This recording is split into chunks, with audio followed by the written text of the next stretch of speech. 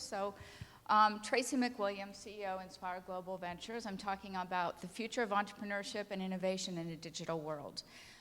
What is a better venue to talk about innovation and entrepreneurship than Digital Evolution Institute? So this is about keeping it interesting. This is about, oh, do I have the clicker? Okay. I have to get adjusted here. There we go. So this is about all of that. So everyone in this room here, how many in this room have an iPhone?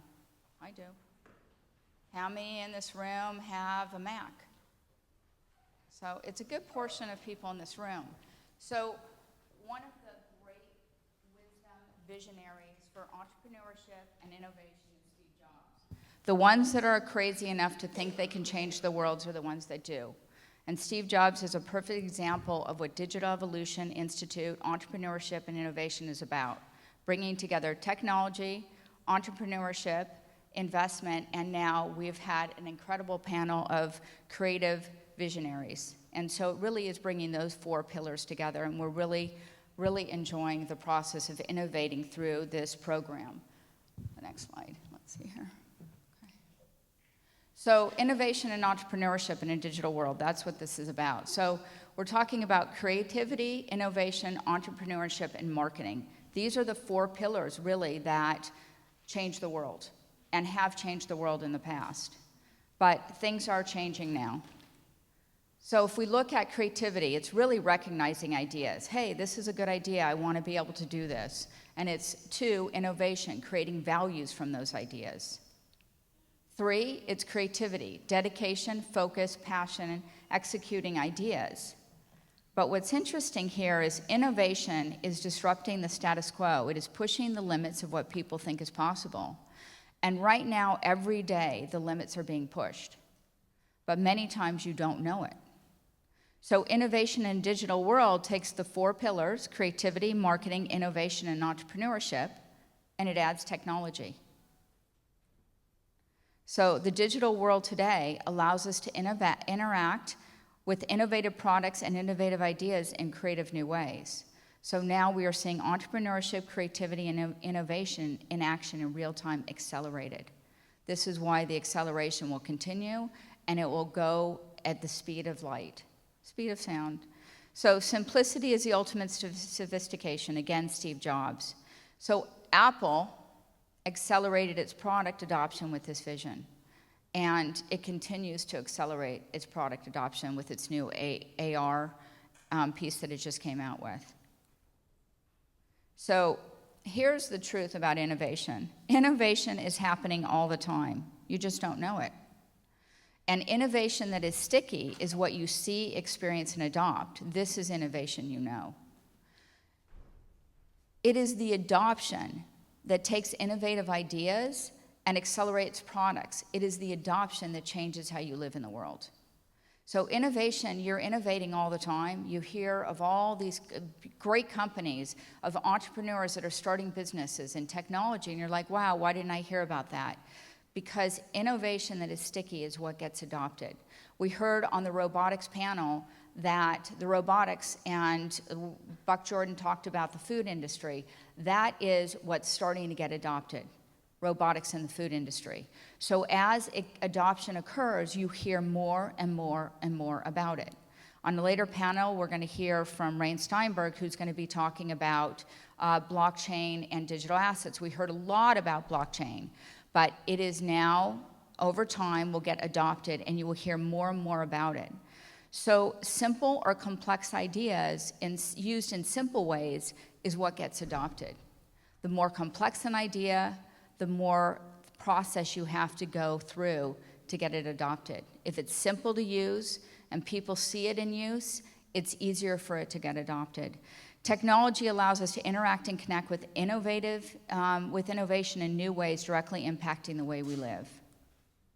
So adoption, it's through adoption of innovative ideas and products that innovation occurs and grows. Change occurs and a new vision is created. How many people have been with their bank for a long period of time, their existing bank? Okay, I have. And the reason is they have all of our information.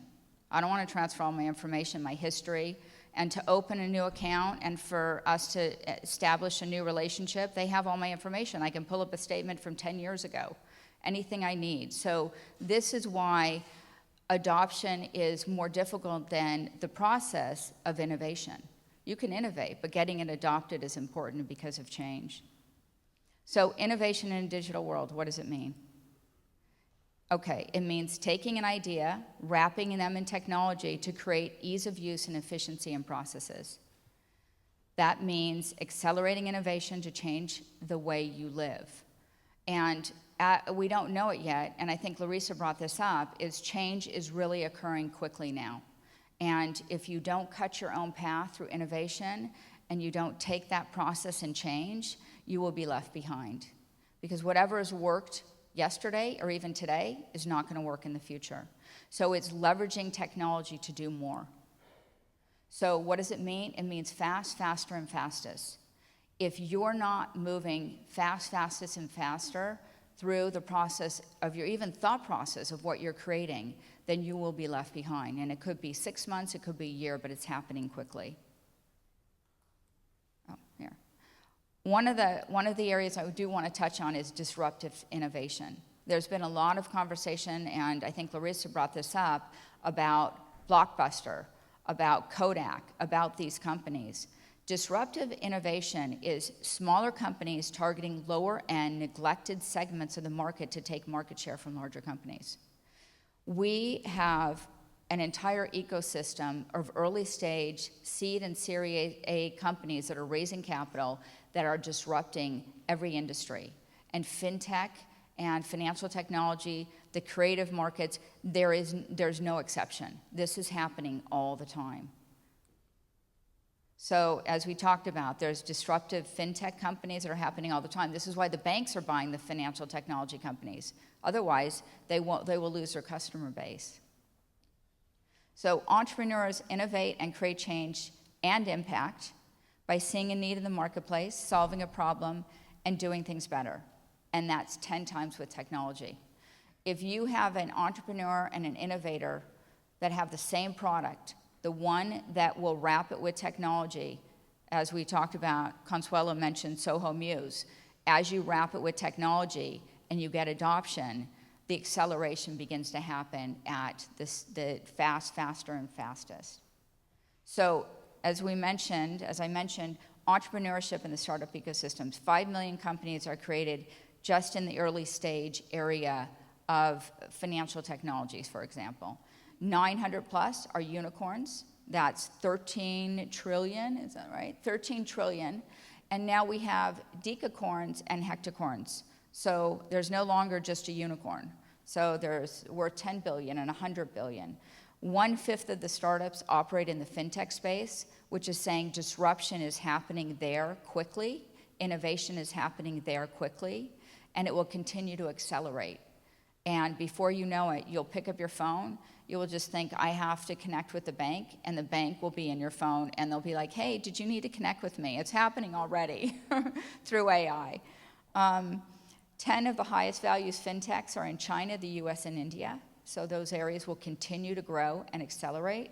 61% of the startups offer business to business. 65% of startups fail. And they fail because they don't have the right product market fit. It's like this outside of the idea and coming up with a business plan, if you don't know your market, you haven't drilled down to what your product market fit is, the probability that you will be around in 3 years is very low. Product market fit is crucial as you continue to scale. 9% of startups last 10 years. That's startups that have been started and even exited. 40% fail because product market fit, and 60% believe that AI is the future in fintech, and it is across the board. And so, let's see here. Oh, is that it? Oh, so thank you, everyone.